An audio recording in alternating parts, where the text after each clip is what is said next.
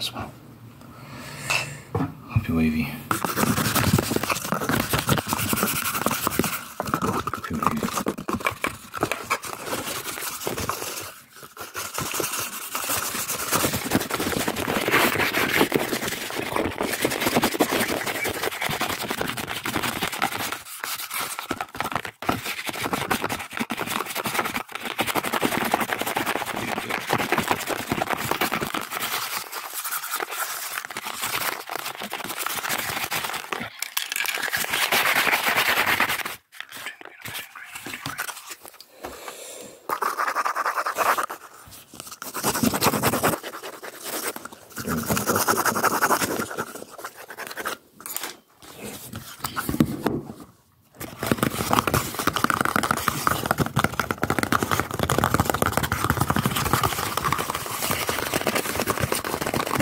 I have a poetry book. It's called Many Shades of Flowers. Many shades, many shades, many shades of flowers. It's 40 love poems. 40 love poems. $1 for 40 love poems, and the link is in the description if you want to check that out.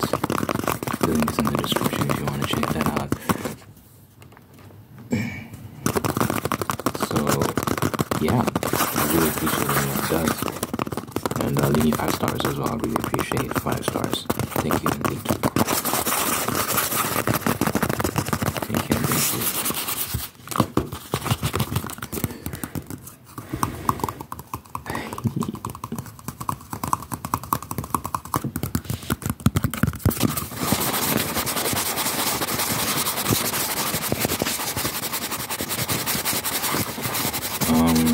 I think I'm addicted to Fortnite.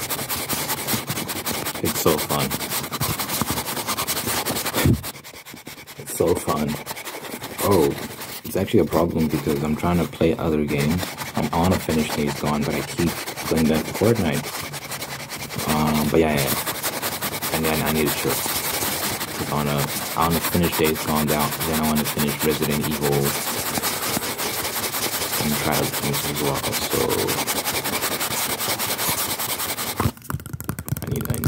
I need to calm down. But it is so fun, dude. The different guns you can use. I think I'm like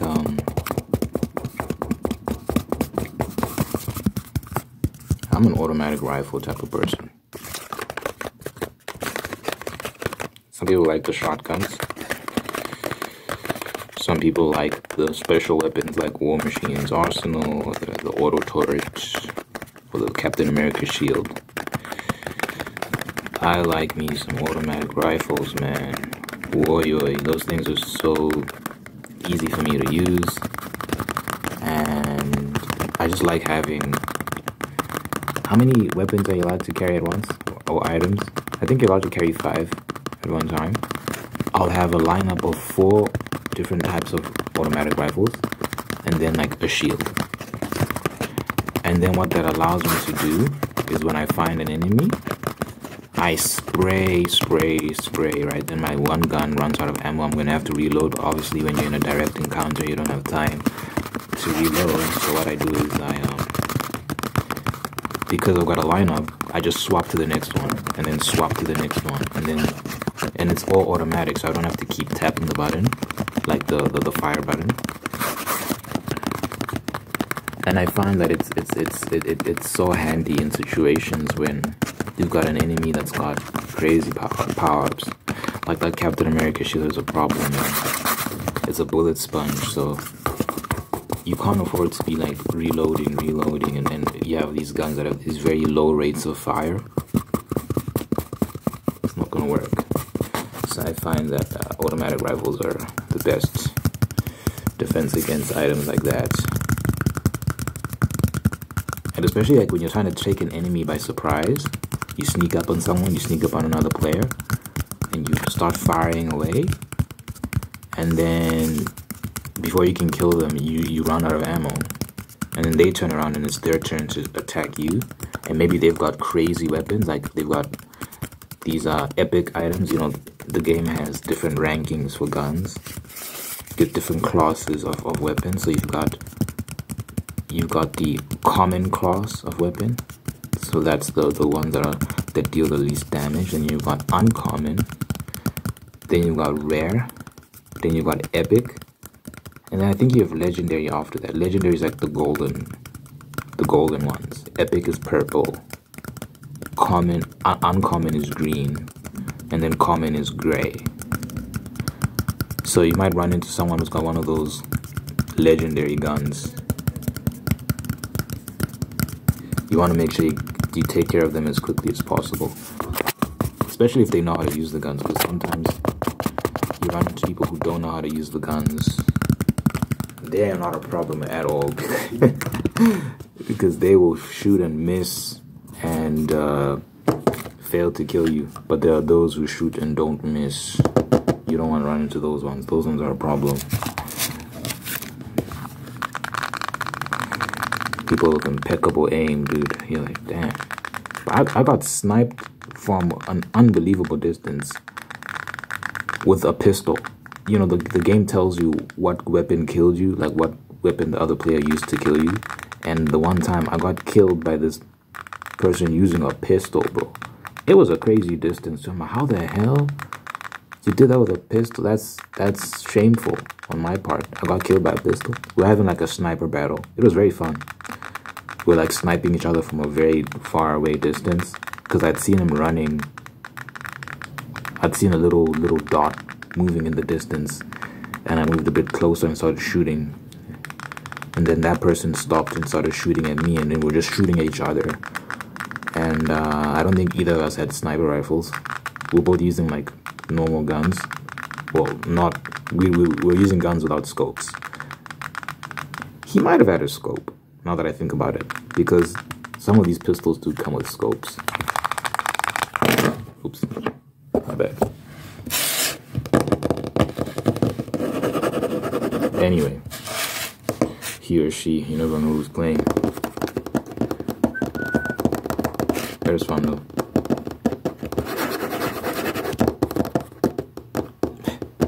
To be honest, after this I'm gonna have breakfast, catch up on some news, and then probably play a few matches of Fortnite. And then after that, I need to chill. Whoa, you can get lost, man. It is so fun.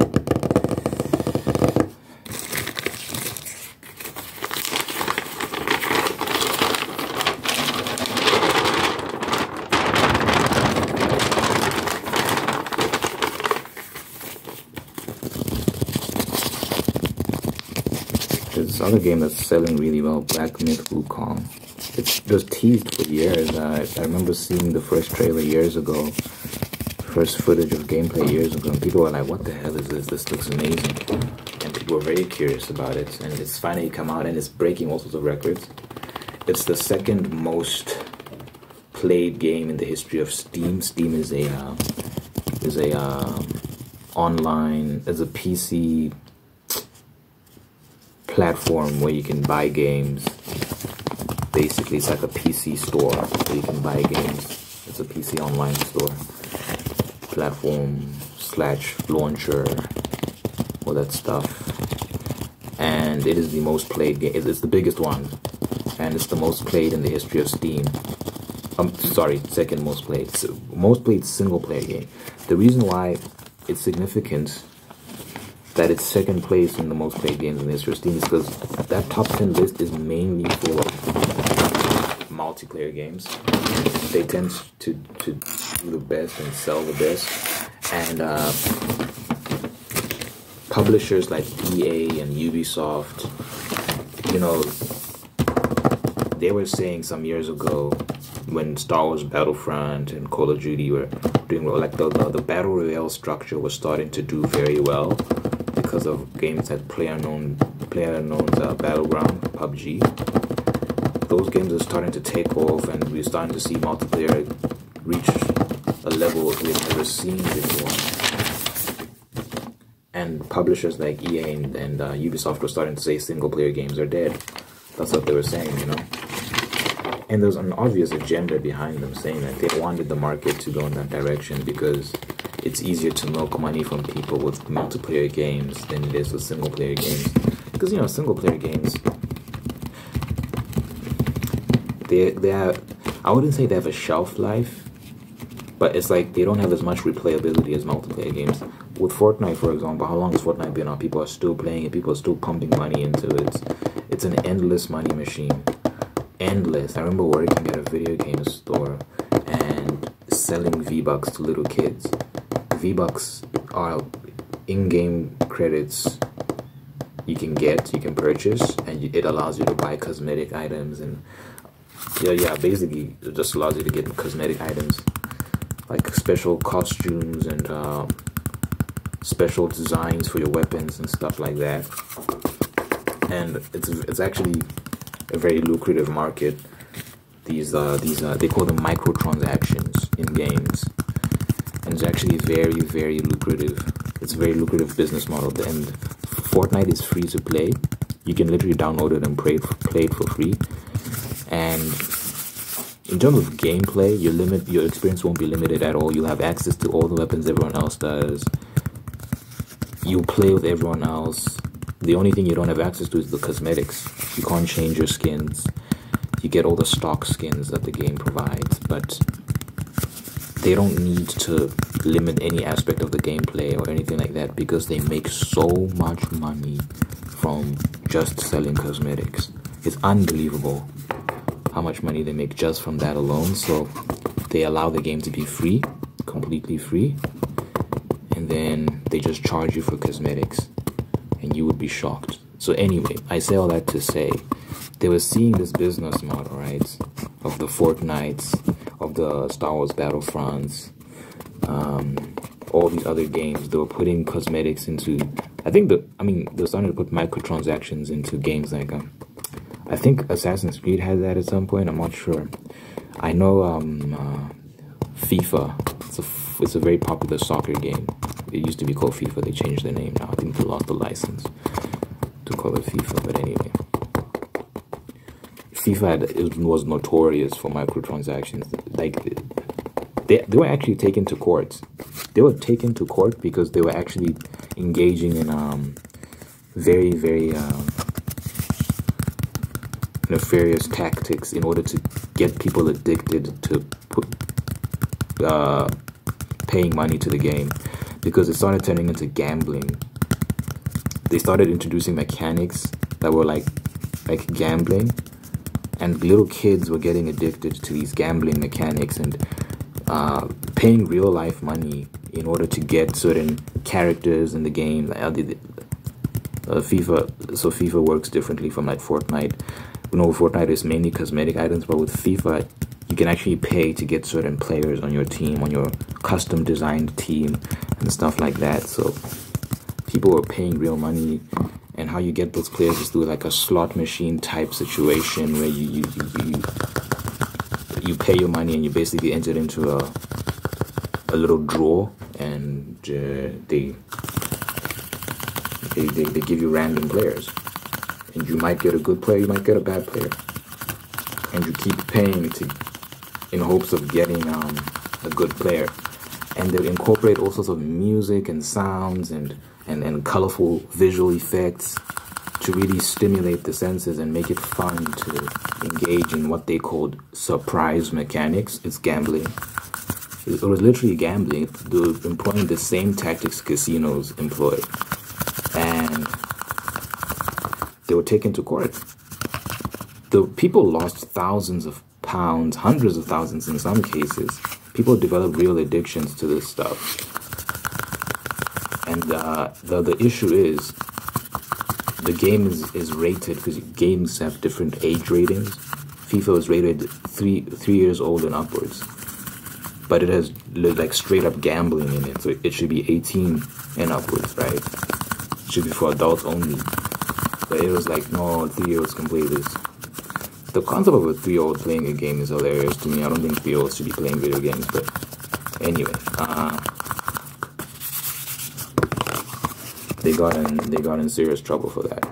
So anyway, the reason why companies like EA and Ubisoft were saying single-player games are dead is because they wanted to capitalize on this multiplayer market that is very, very, very lucrative. They wanted to make that their bread and butter and shun everything else.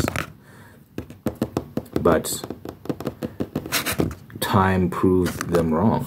Many single-player games have come out since then and been wildly successful. Elden Ring, God of War Ragnarok, Spider-Man, Marvel Spider-Man, which was on the PlayStation, and games like that. And now Black Myth Wukong is particularly special because it shattered so many records, dude. It broke Elden Ring's records. It broke Cyberpunk 2077 records. It broke every. In terms of single-player games, it's not even close. It flew past them. I think the closest single-player game was around 800,000, 900,000. Black Myth Wukong is like at like 2-point-something million right now, which is it's insane. It might just sound like numbers, but like people don't understand. This is more than double. This is more than double of second place. Like the second place single player game is less than half. Is doing less than half of what Black Myth Wukong is doing, which is unbelievable, guys. So it's a massive game, and it's a big FU to the corporatists who are trying to kill single-player games. It shows that single-player games are here to stay. Players love single-player games. They love good characters, good stories, all that sort of stuff, and that's not going anywhere anytime soon. So it's very encouraging to see, because I myself prefer single-player games. Those are my favorite type of games. My favorite games ever are Metal Gear Solid, Batman Arkham City, The Last of Us, Uncharted. The list goes on, you know, games of that sort, BioShock, and BioShock Infinite was fun too. So, you know, I'm a single player guy. I like games like Fortnite. Fortnite is fun, but yeah, single player all the way, man. Single player all the way. I'm looking forward to playing Spider-Man 2 on the PS5. I'm gonna get a PS5 in. But what are we in now? We're in August, so maybe October. I could wait until November for the Black Friday special and save money, but bro, so I want to get the PS5 so badly, so I think I'll just bite the bullet and pay the extra amount, just so I can get Spider-Man 2. I want to play it so badly. So October, I'm gonna get a PS5. Play Spider-Man 2, and then, oh my god, guys. Metal Gear Solid 3. Metal Gear Solid Delta. That's what they call in the remake. The actual game is Metal Gear Solid 3, which came out more than a decade ago at this point. It's almost 2 decades. It might be 2 decades, actually. It might be exactly 2 decades. It might be more than 2 decades. When did Metal Gear Solid 3 come out? I think that came out like what? I think it came out 2004. 2004 was a legendary year for gaming. I think Metal Gear Solid 3 came out that year. San Andreas came out that year. Simpsons Hit and Run might have come out that year. 2004 is just recognized as a legendary year in gaming because a lot of fire games came out that year. I was 4 years old in 2004, so I wasn't aware of what was going on because I was a little baby. But yeah, I caught up. Anyway, so Metal Gear Solid 3 was released in 2004. They're remaking it. They've remade it, and it's coming out at the end of this year. And that is, they're calling Metal Gear Delta. I'm very excited for that. Oh, guys, it's a great year for gaming. Well, anyway, Spider-Man 2, I'm looking forward to that. Metal Gear Delta, I'm looking forward to that. This is a great year for gaming, despite all the nonsense that's been going on with all the guys. I could go into it, man, but let's not. Let's not do that. But yeah, there's been a lot of tomfoolery going on in the gaming industry, and people trying to ruin games. They have ruined certain franchises and stuff, but you know, in the midst of all that, a lot of great games have also come out, and there's been a lot of encouraging signs, and we've seen things like Black Myth Wukong doing well, and even though I haven't played Elden Ring, you know, that the DLC for that came out, and people were very happy about that. So gaming has taken a lot of wins. It's taken some L's, but it's taken a lot of wins this year. So I'd say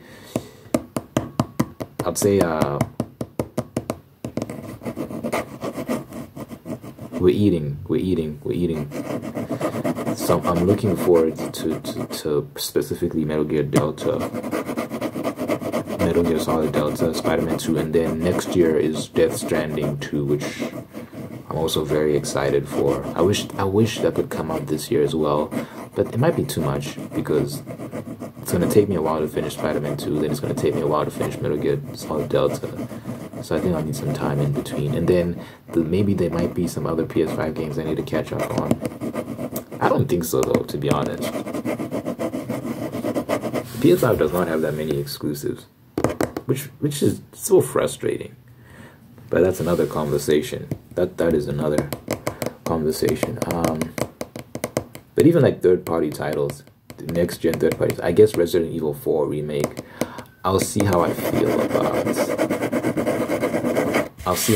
about Resident Evil 2 and 3, the remakes for those games, if I like them, and then that'll determine whether or not I'm excited for number 4.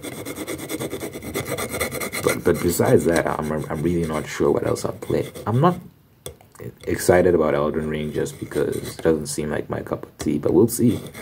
I might give it a crack. I might give it a shot, but I don't know if it'll be my cup of tea. It's not my type of game. I wonder if they have Uncharted 4 on PS5. I mean, do I really need to play it? I don't know if I need to play it again on PS5, but it'll be cool just to test it out on PS5.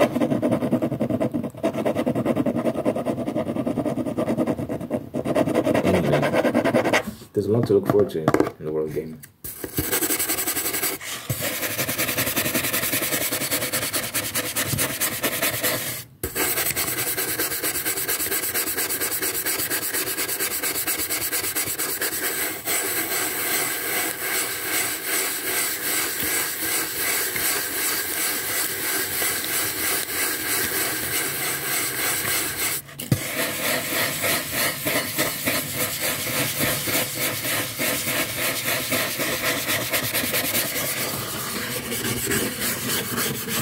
I guess I could try out Cyberpunk 2077, even though it had a shaky launch. I've been hearing like it's improved a lot, and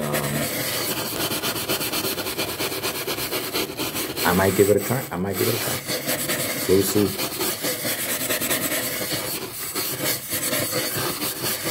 We'll see.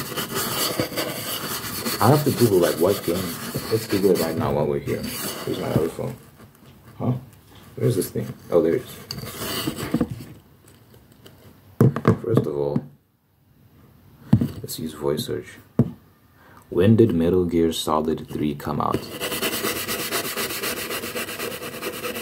17 November 2004. Yep, 2004. As I said, okay. What are some PS5 titles? Okay, now it's trying to sell me a PS5. Don't do that. Oh, Ratchet and Clank Rift Apart. I heard good things about that, so I might try that. There's Final Fantasy VII Rebirth, but I haven't really even finished the first part of that remake series. So, you know. There's Returnal. I don't know if I'm gonna play that. Deathloop seems interesting. We'll see.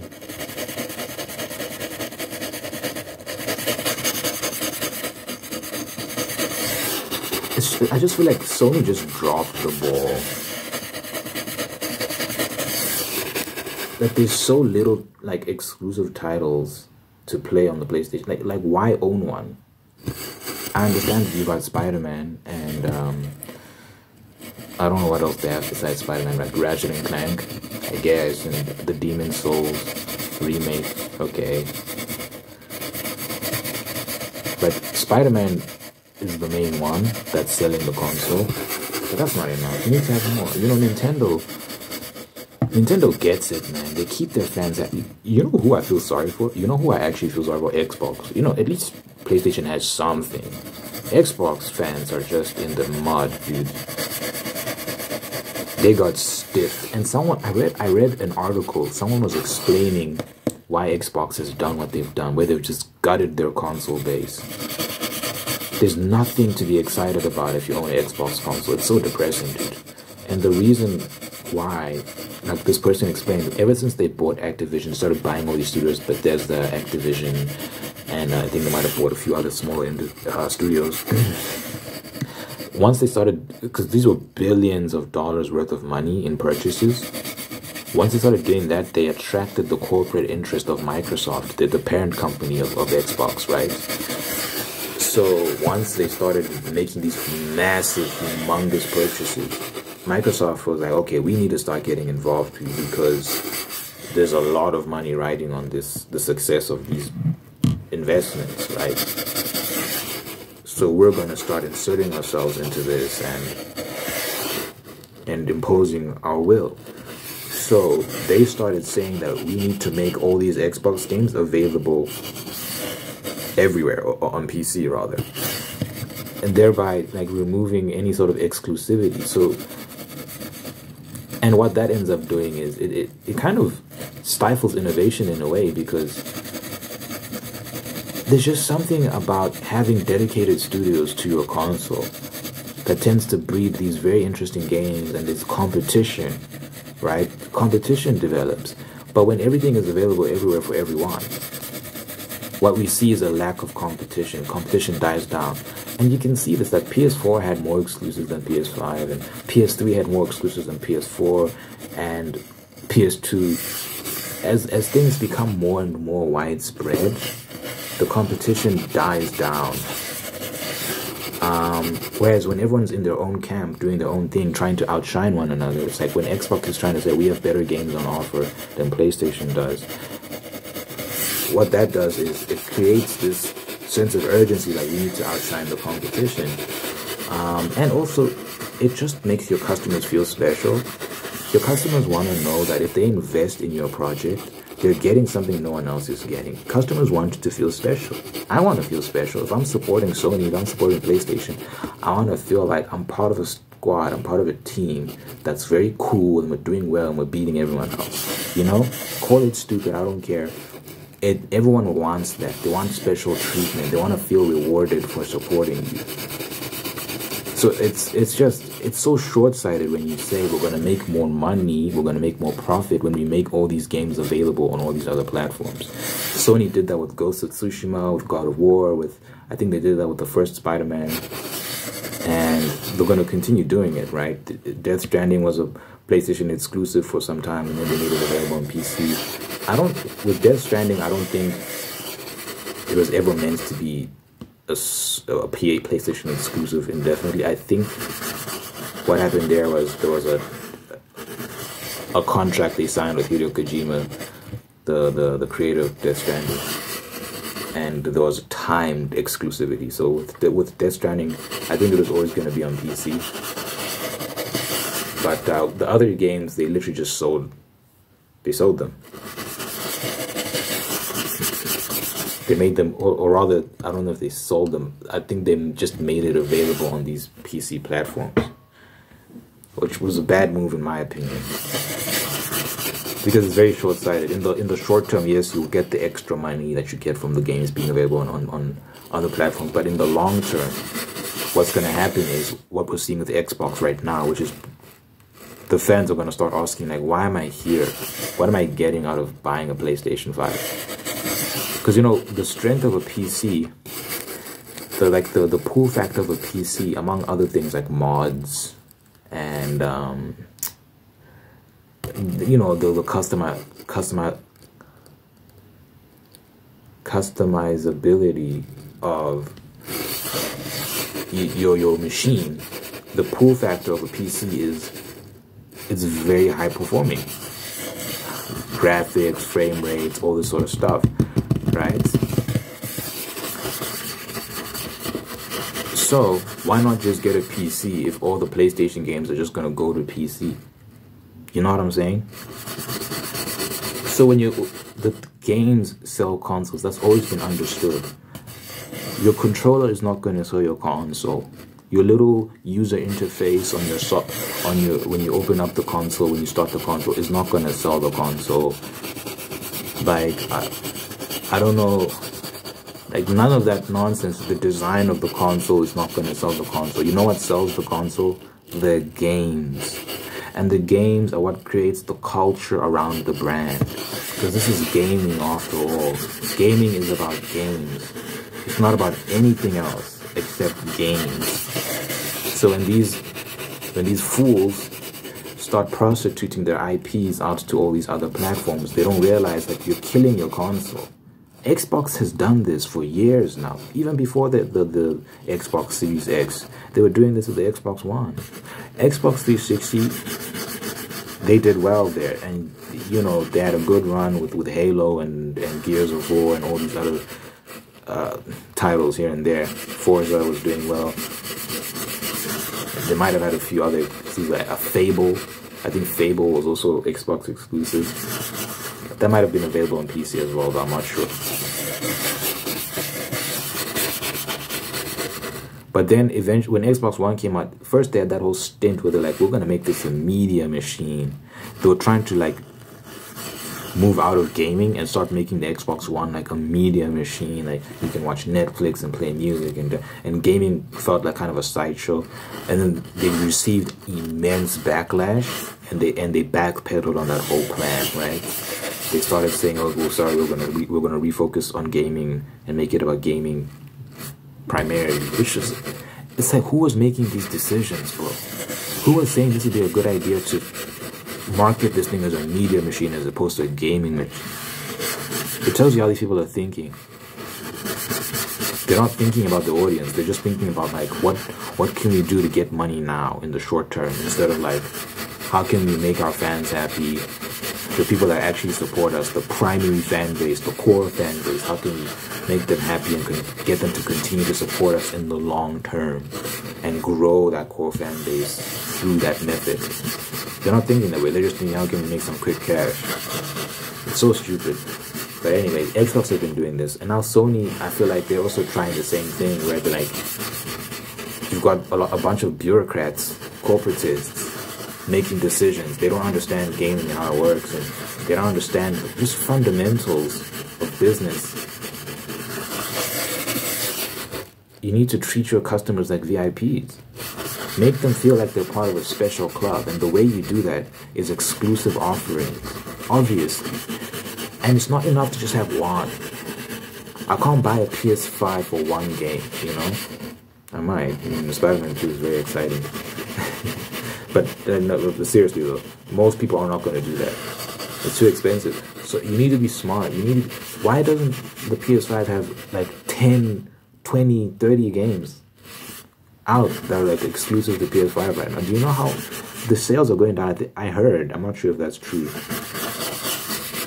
that the sales are down by 30% or something like that, PlayStation 5 sales. So clearly this strategy of making your games available everywhere isn't working. Ghost of Tsushima, the first God of War of the new God of War series, God of War Ragnarok is not on PC yet, as far as I can. I'm not sure. I don't think it's on PC yet, but I think it will be at some point. Anyway, the point is they're making all these games available on PC, and the sales of PlayStation 5 are going down. So maybe they're okay with that. Maybe they're like, well, we're going to kill our console line, which is shocking if they're willing to do that, right? Because it's basically like just saying fuck you to your core fan base. We don't care about you anymore. And it's going to lead to a future where PC is the only platform to play on. I don't think that's a good thing, by the way. I know some PC gamers think that's a good thing. It's not. We need different platforms. We need competition. We need different places people can go to for different things.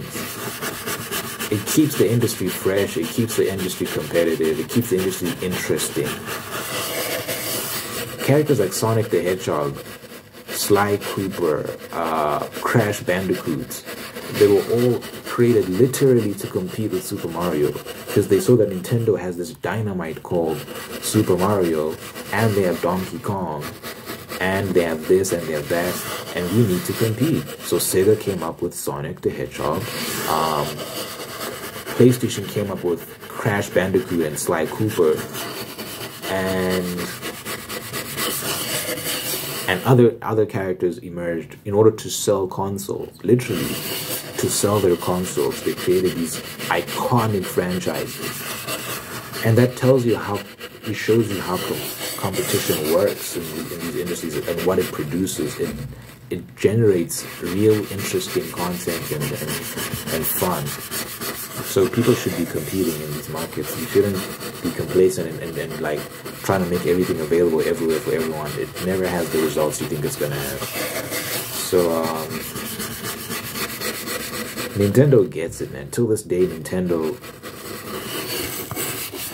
keeps all its IPs, its intellectual properties, in a closed system. Super Mario, Donkey Kong, Legend of Zelda, Mario Kart, Super Smash Bros. It's got a bunch of JRPGs exclusive to its platform. There's a lot of titles exclusive to Nintendo. So when you buy a Nintendo Switch, you know you're going to eat. You know you're going to like be good. You don't have to worry about what game should I play now. Like when you buy a PlayStation, did you play Spider-Man? You're done. Spider-Man's like, what's next? What the fuck is next?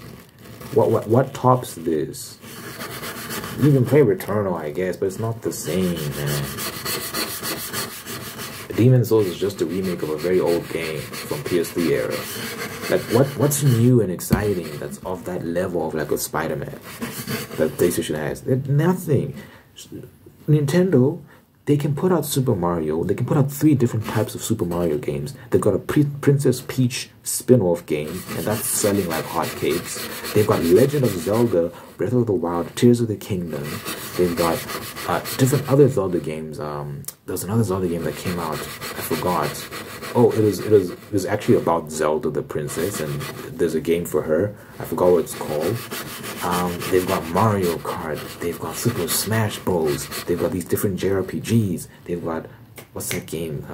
Animal Crossing. Yeah, Animal Crossing. They've got this, they've got that. Splatoon is its own monster. Why doesn't PlayStation have its own exclusive multiplayer game that's just for PlayStation? Why don't they have? They do, but they're trash. They have. I remember seeing one, and it's just not good. But like, you should keep pushing money in that direction until you get a hit, and you know that you're gonna like generate dumb cash off of that one IP. Like, who's making the decisions at Sony? Fire that person and hire me. I'm telling you, I'll do a better job. But I'm just tired, man. I'm frustrated. It's unfortunate, man, the direction they're going in. But maybe the new leadership will come in and change things. But Nintendo gets it, man. Nintendo does not play these dumb games. They understand what their bread and butter is. They have a very long-term strategy, and that's why they're winning. Their console sales are not going down. Their consoles are going up. And the anticipation for the Nintendo Switch 2 is through the roof. People are very excited. People are not going to be excited for a PS6 when it comes out. Why? I mean, look, it's PlayStation, so there'll always be some enthusiasm behind the brand. But the enthusiasm is waning because people just don't have reasons to be excited these days. So Sony's been shitting on its brand by prostituting all those IPs out to other platforms. It's not a great strategy. Not a great strategy at all. But we'll see. I did not intend to ramble for this long. Let me end the video right now before I...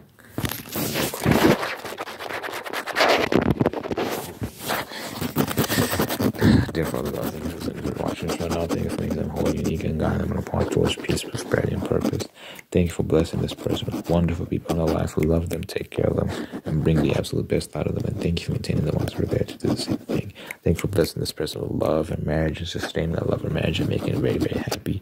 Thank you for blessing this person with a spirit of gratitude so they can give thanks for all the wonderful things in their life. And by giving thanks, they can find peace, contentment, and attract even more blessings. Let your presence be felt in this person's life. So that your God, that you will, that you love them, always going to be there for them. Good health, long life, and happiness over this person and everyone they care about.